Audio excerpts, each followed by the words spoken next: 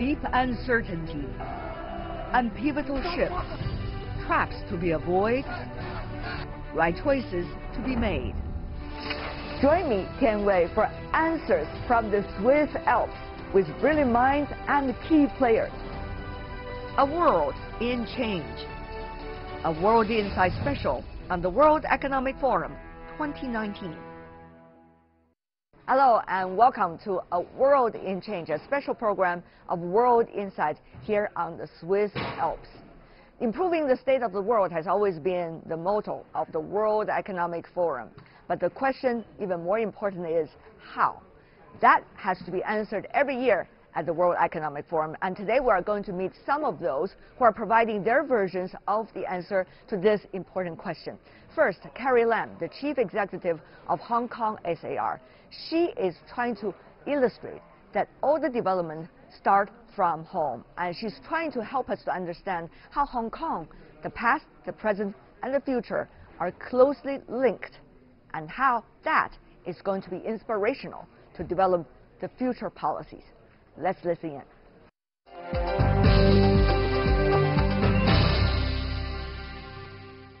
You've been trying to transform Hong Kong's economy. Not only just ports, but also many other sectors. So that almost put a bigger urgency on you in terms of that transformation, isn't it? Well, Tian Wei, I wouldn't describe that as transformation, because our traditional services are still very important.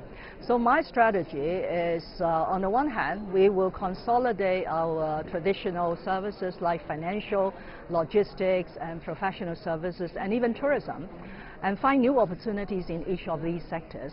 But at the same time, we will diversify our economy to go into some new economic activities, particularly innovation and technology. I can see you're very active in participating and discussing with your colleagues on the mainland about how to seek opportunities. But of course, they look at Hong Kong also differently these days with the development from China's mainland. So where do you think are the points that you can really arouse their interests and also find the best solution, of course, for Hong Kong? Well, to be very honest, in my last 18 months as the Chief Executive of the Hong Kong Special Administrative Region, there wasn't one single occasion in my interactions with mainland senior officials, whether at the central level or at the provincial level, that I needed to convince them of the importance of Hong Kong. They all told me that Hong Kong is very important, both as a source of foreign direct investment into their respective provinces or cities, and also as a platform for these provincial authorities, their companies to go out. Right. So if I may just borrow something I heard at a forum that I shared with another senior mainland official. One is he reiterated that Hong Kong is still a very valuable asset to the country, under one country, two systems. Secondly, is he said Hong Kong was a very special child of the country. So I personally have that same experience. Will that special child maintain its special, shall I say, expertise and maintain its special taste and flavor? Well, Hong Kong is unique. More and more, I find this uniqueness very much to the advantage of growing Hong Kong's economy. So you talk about the Belt and Road. Hong Kong plays a unique role, a pivotal role in the Belt and Road Initiative by providing the professional services support, by using Hong Kong's connectivity, by promoting city management expertise and experience, and supporting other emerging economies along the Belt and Road in terms of their capacity building. And on the second national initiative like Greater Bay Area, then is even more prominent, because the Greater Bay Area is different from the other regional developments in the mainland China because of Hong Kong and Macau, because we are two special administrative regions. Having said that, though, the U.S.-China relations, I really need to raise that to you, Madam Chief Executive, because we are approaching some kinds of another round of discussion. Hopefully there will be good news coming out of it. But Hong Kong, together with all the others, including many mainland cities, have to look at the uncertainty and also look at the future possibilities. Do you need to have a plan B? Now let me just share some observations at this WEF at Davos. Of course, this U.S.-China trade tension is a very topical issue in the last few days that I was here. And there seemed to be a general feeling that because China needs the United States needs China. So since trade matters could be a positive sum game, in other words, both sides could gain, right? So everybody, not everybody, but many people expect that something positive will come out of this ongoing trade discussions before the expiry of the deadline. Yeah. But beyond this trade issue, there remain some concerns of how the two major economies of the world will handle their respective positions and relationship in other matters. That is beyond the trade matters. As far as Hong Kong is concerned, you asked about a plan B. I wouldn't call it a plan B, but we have been gearing up to overcome any difficulties arising from the trade tension, particularly in assisting the small and medium enterprises who will be hit by the decline in re-export trade, and the manufacturers who will be damaged because they don't have the orders for their production and so on. So in the last 6 months or so, the Hong Kong Special Administrative Region government has been rolling out some support measures, giving them more loan guarantees, providing them support and subsidy to open up new markets, particularly in the ASEAN region. Is there some specific keyword you would like to share with us as the Chief Executive of Hong Kong when uncertainty as a period of time is appearing in front of us? Well, certainly Hong Kong being such an externally oriented economy, we do not love uncertainties just like any other economies. But sometimes when there is a crisis out there, it may be something that we could turn it into an opportunity for Hong Kong, right? You're very philosophical. Because if there are uncertainties in certain parts of the world that the private wealth, the rich people want to find a safe haven for their wealth management, then my response to them is come to Hong Kong, because we are very certain, we are very safe, we have very robust regulatory regime, and we have very strong public finance to defend any attack on our monetary system. So I suppose in this day and age with economic globalization, every economy and every leader has always to be on the alert and be somewhat more optimistic and positive and try to do good things for the economy. You see certain rhetorics in the international media toward Hong Kong. Much more skeptical than where the realities are. Yes. How do you see that, particularly when you're talking about the unpredictability, particularly when you're talking about you do not need to have a plan B, but you really need to have a sustainable development path, Madam Chief Executive? Well, those rhetorics that you refer to in the international media, if I may say this, they are generally not on the economic side, but on the political side, on democracy, human rights, one country, two systems, and so on. That's why since taking office, I have attached a lot of importance to try to come out and tell the Hong Kong story myself, and to accept invitations to be interviewed by overseas media, and of course interviewed by you, because you reach the international audience as well, to make sure that people have a better understanding about Hong Kong. Hong Kong has thrived under one country, two systems, and I have every confidence that it is not only my wish as the Chief Executive, but also the commitment of the leaders in the Central People's Government, that they want Hong Kong to succeed under one country, two systems.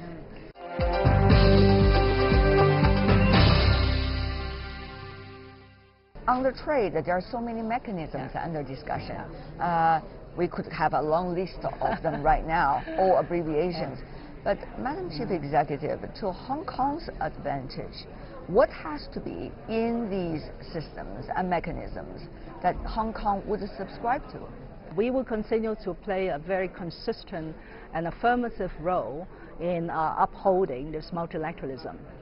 And what I find to be very sort of reassuring in the last few days in the World Economic Forum here at Davos, there seemed to be a very strong urge to endorse and safeguard this rule-based multilateralism, which is good for everybody. We are at the same time creating more bilateral and multilateral support and cooperation ourselves.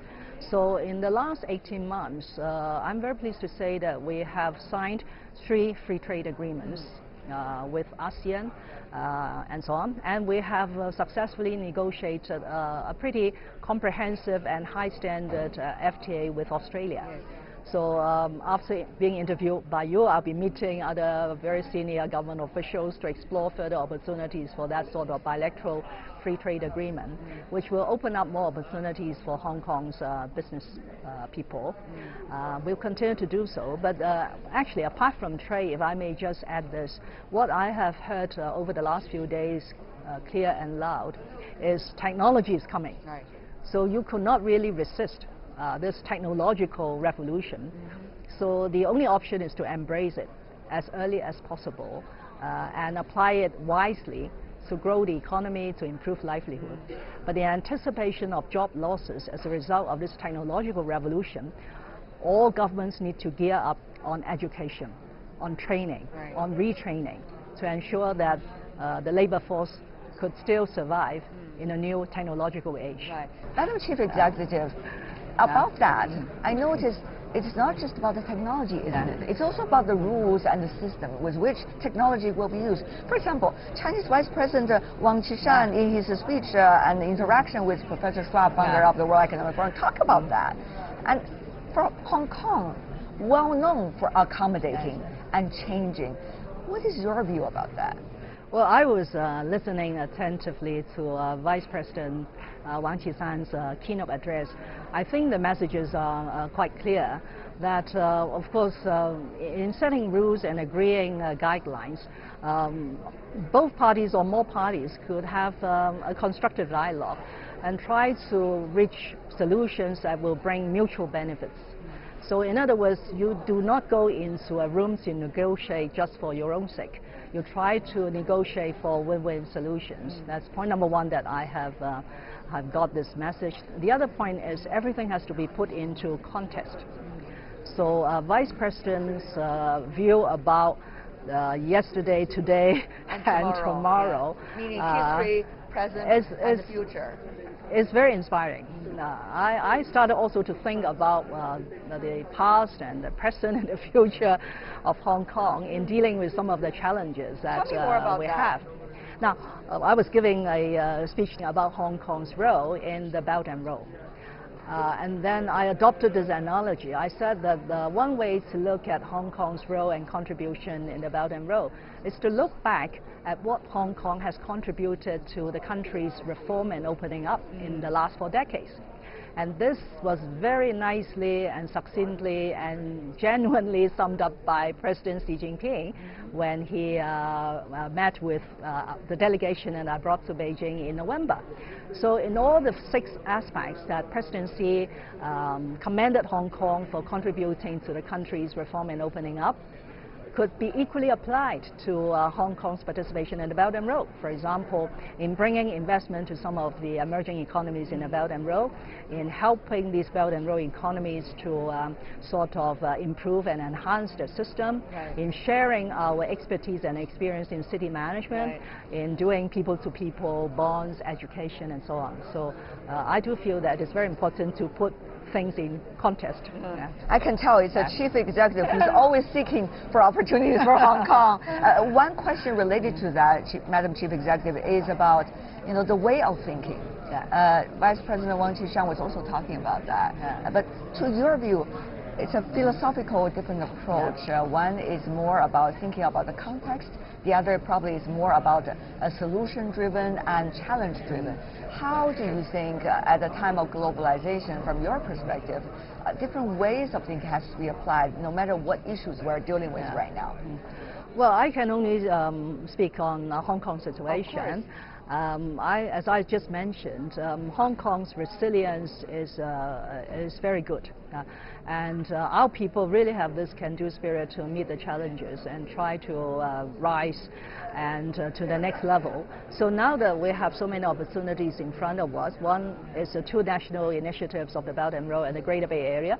The other is our very close relationship with ASEAN. So I just feel that this is really a very good time for Hong Kong to grow our economy and hopefully to make a greater contribution to the world economy. This World Economic Forum also been discussing the role of political leadership and governance. Yes. How it's not just about self-interest, it's all more about looking to the future, not about daily crisis management, but of a future agenda. Madam Chief Executive, I also want to finally invite your insight on that. Well, may I just borrow what I have just heard from the founder of the World Economic Forum, Professor Klaus Schwab. He was exactly concluding a luncheon in response to that question, and he said that we should all have some sort of connected leadership and networked leadership. So it's not just be a leader on yourself. You have to work with the people in order to be a true leader. Thank you so much once again, Madam Chief Executive, to see you here in the World Economic Forum. Thank you.